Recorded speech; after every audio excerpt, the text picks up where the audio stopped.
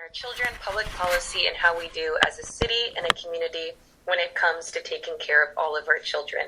Growing Up in America is a production of Children at Risk, the Voice of Texas Children, a nonprofit organization dedicated to research, public policy, law, and collaborative action on behalf of Texas youth. Every week, we aim to fill these same 60 minutes with lively discussions on the children of Texas with experts on the quality of life. Doctor, it is Kulesa, correct? Kulesha, yeah, that's close. For the date of the day. But can you tell us what 65.2 means? Sure. So that is the percentage of children that have more than 2 hours a day of screen time. And that is beyond what they're doing for their academics. So that's primarily entertainment. What does that mean for children when they're in front of a screen for that long daily? Yeah, so, children learn best when they're performing certain activities themselves, and they need that face-to-face interaction, right?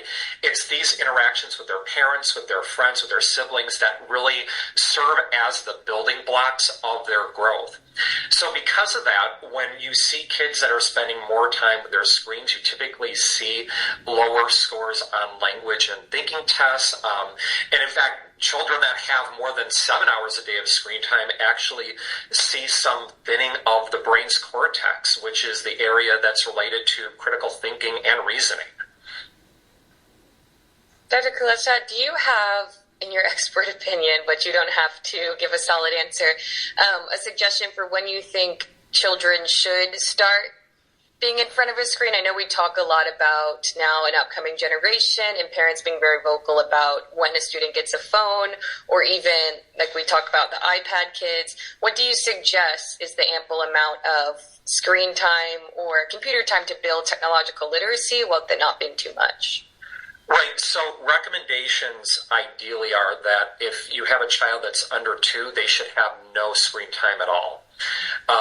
If you have a child that is above that, it should be no more than 1 hour.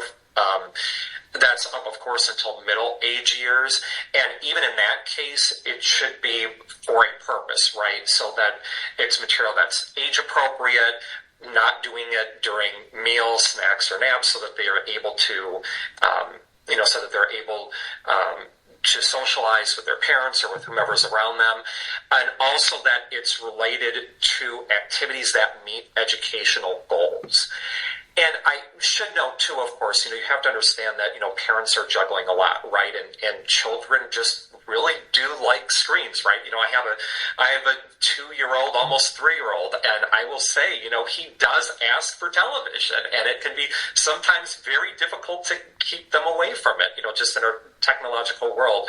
But with that being said, just as parents and as educators just have to do as much as we possibly can to make sure that, kids are doing other activities, if at all possible, rather than being on their screens. But you do make a good point, is that at some point, we do have to allow them to be able to interact, because simply if they're going to be getting prepared for the workplace, or even people socialize that way these days, they're going to have to be able to have that experience. Yeah, I was speaking to my roommate she has a nephew who types with one finger still, and we were trying to remember when we started typing with the full proper hand. But I remember I had computer classes, and I'm not sure how many schools have that yet or have typing lessons. But even if the screen time is just on the phone, thinking of that gap in learning how to type versus learning the texting or seeing the engagement. But this has been great. We appreciate, as always, the data of the day, factoid, and the conversation it builds. And we're excited to, I'm sure, have you next week.